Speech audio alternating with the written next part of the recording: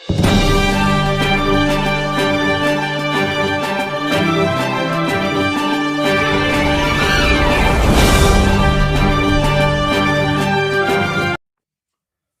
Everyone, welcome to कक्षा affairs. अपनी कक्षा अपना एग्जाम।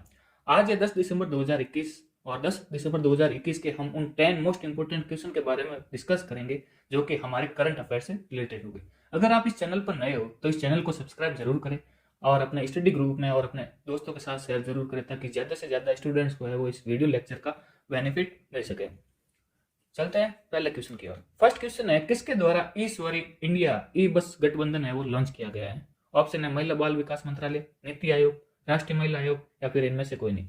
तो हाल ही में नीति आयोग ने है वो ई सवारी इंडिया ई बस गठबंधन है वो लॉन्च किया है। ये लॉन्च किन किन इंस्टीट्यूट के साथ मिलकर किया है तो उनके बारे में डिस्कस करते हैं। तो नीति आयोग ने, जिसकी फुल फॉर्म होती है national institution of transforming India, इन्होंने कन्वर्जेंस एनर्जी सर्विसेज लिमिटेड और WRI यानी कि वर्ल्ड रिसोर्सेज इंस्टीट्यूट के साथ साझेदारी में और टोमी यानी कि अर्बन मोबिलिटी इनिशिएटिव के साथ समर्थन से है वो ई सवारी इंडिया इलेक्ट्रिक बस गठबंधन है वो लॉन्च किया है। इसका उद्देश्य क्या होगा? तो इसका उद्देश्य है वो भारत में ई बस सेवाओं को निर्बाध रूप से अपनाने की प्रक्रिया में तेजी लाने के लिए विभिन्न हितधारकों एवं केंद्र और राज्य सरकार की एजेंसियों, पारगमन सेवा प्रदाताओं और मूल उपकरण निर्माताओं के ज्ञान को है वो साझा करना है इस पहल के द्वारा। विश्व संसाधन संस्थान की बात करते हैं तो इसकी स्थापना है वो 2011 में हुई। हेडक्वार्टर है वो मुंबई महाराष्ट्र में है और इसके सीईओ है ओपी अग्रवाल। कौन है? ओपी अग्रवाल है इसके सीईओ है। ये चीजें आपको ध्यान में रखना है। नेक्स्ट क्वेश्चन है, पे5 ने रुपए कार्ड का समर्थन करने वाली टोकनाइजेशन सेवा शुरू।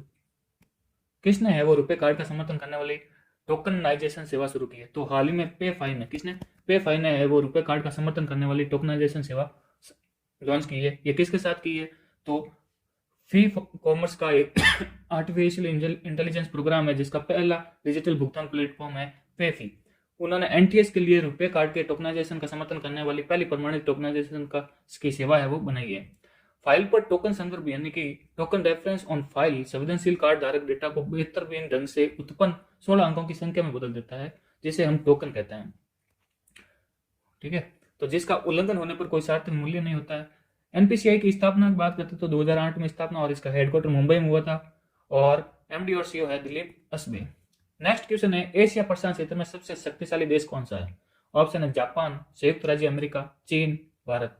तो हाल ही में एक रिपोर्ट आई है उस रिपोर्ट के अनुसार एशिया प्रशांत क्षेत्र में है वो सबसे शक्तिशाली देश है संयुक्त राज्य अमेरिका। अब रिपोर्ट कौन सी है? तो ये रिपोर्ट है Lowe institute Asia power index, जिसका हेडक्वार्टर है ऑस्ट्रेलिया में। ऑस्ट्रेलिया से ये इन्होंने एक डेटा जारी किया जिसके अनुसार है वो भारत को एशिया प्रशांत क्षेत्र में है वो चौथे स्थान पर रखा है 26 देशों में से। और 2020 की तुलना में है वो भारत के 2 अंक की गिरावट आई है। भारत एशिया के उन 18 देशों में से है साथ ही जो 2021 में अपने समग्र स्कोर में है वो नीचे की ओर चल रहा है, यानी कि डाउन चल रहा है अभी इंडिया की स्थिति। अब किसके रूप में? यानी कि व्यापक शक्ति के मामले में है वो ये डाउन चल रहा है। इंडिया उन एशिया के उन 18 देशों में शामिल हो गया जो अपने 2021 में स्कोर में नीचे की ओर चल रहा है। एशिया प्रशांत क्षेत्र में समग्र शक्ति के लिए वो टॉप 10 देश कौन कौन से हैं? तो ये टॉप 10 देश है चाइना, जापान, भारत, रूस, संयुक्त राज्य अमेरिका, ऑस्ट्रेलिया, दक्षिण कोरिया, सिंगापुर, इंडोनेशिया और थाईलैंड। तो टॉप पर है संयुक्त राज्य अमेरिका और 4th नंबर पर कौन है? इंडिया। 4th नंबर पर इंडिया है। नेक्स्ट क्वेश्चन है, हाल ही में कौन भारत की सबसे शक्तिशाली महिला बनी है? ऑप्शन है किरण मजूमदार, रोशनी नागर मल्होत्रा, सोनिया गांधी या फिर निर्मला सीतारमण। तो हाल ही में निर्मला सीतारमण है वो भारत की सबसे शक्तिशाली महिला बन चुकी है। जो कि भारत की फाइनेंशियल मिनिस्टर है निर्मला सीतारमण, उनको है वो फोर्ब्स की दुनिया की 100 सबसे शक्तिशाली महिलाओं की 2021 सूची में है वो 37वें स्थान पर रखा है। 37वें स्थान पर रखा है।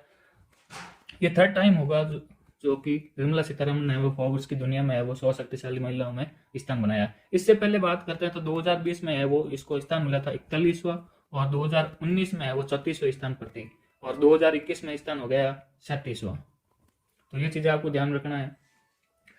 फोर्ब्स 2021 की दुनिया की 100 सबसे शक्तिशाली महिला की सूची में केवल 4 भारतीय महिला को है वो स्थान दिया गया है। भारत की 7वीं महिला अरबपति और सबसे धनी स्वनिर्मित अरबपति है वो फाल्गुनी नायर को है वो इसका 88वें स्थान पर रखा गया है फोर्ब्स की दुनिया की 100 सबसे शक्तिशाली महिलाओं में से।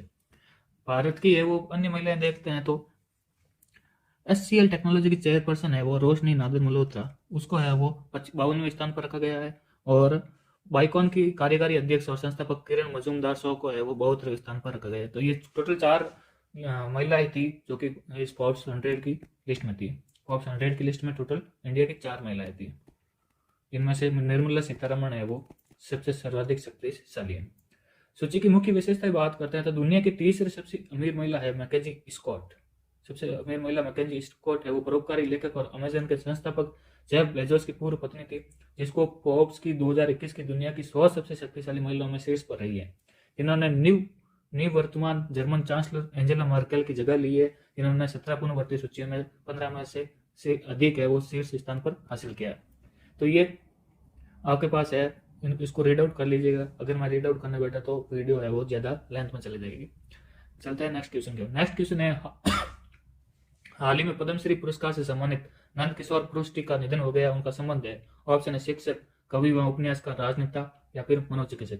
तो हाल ही में पद्मश्री से पुरस्कार सम्मानित है वो नंद किशोर पृष्टि है वो एक शिक्षक थे जिनका हाल ही में निधन हो गया। उनको 9 नवंबर 2021 को ही है वो ये पद्म पुरस्कार दिया गया था, जो कि ओडिशा से है वो एक बिलोंग करते थे।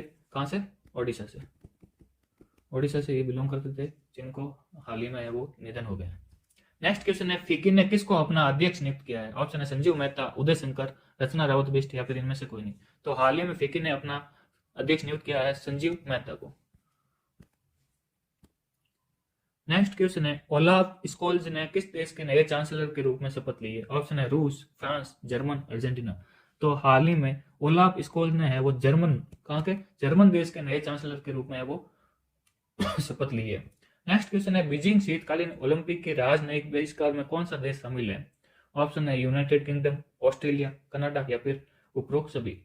तो हाल ही में संयुक्त राज्य अमेरिका के साथ साथ यूनाइटेड किंगडम, ऑस्ट्रेलिया और कनाडा ने है वो ये ऐलान किया है और बयान दिया है कि वो बीजिंग शीतकालीन ओलंपिक के राजनयिक बहिष्कार को है वो बहिष्कार में शामिल होने वाले देश बन चुके हैं। अब ये बहिष्कार क्यों किया जा रहा है चीन का? तो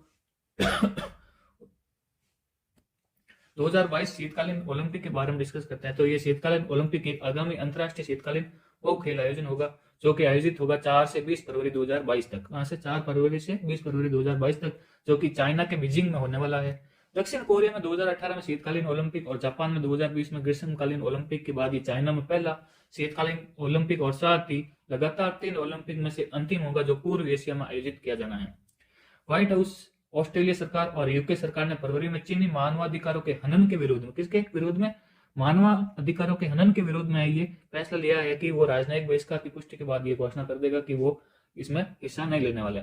चीन ने भी दृढ़ प्रतिवाद के साथ प्रतिक्रिया करने की कसम खाई है।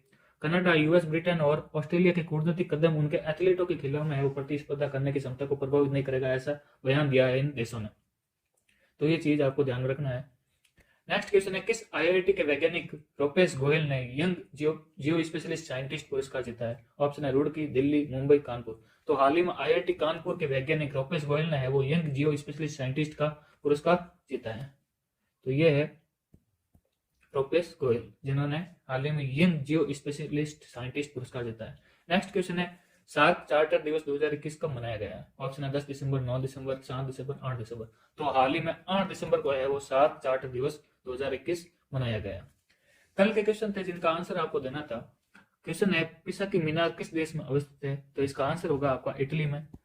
सेकंड क्वेश्चन है कंबोडिया में भारतीय स्थापत्य कला का एक उत्कृष्ट नमूना है। तो ये अंगकोवाड मंदिर है जो कि कंबोडिया में भारतीय स्थापत्य कला का है वो एक उत्कृष्ट नमूना है। आज के क्वेश्चन है जिसका आंसर आपको नीचे कमेंट बॉक्स में देना है। क्वेश्चन है पेंटागन है वो किस देश में स्थित है? सेकंड क्वेश्चन है एलईसी पैलेस कहाँ स्थित है? जिसका ऑप्शन है जर्मनी में, फ्रांस में, इटली में और स्पेन में। इन दोनों के क्वेश्चन के आंसर आपको नीचे कमेंट बॉक्स में देना है।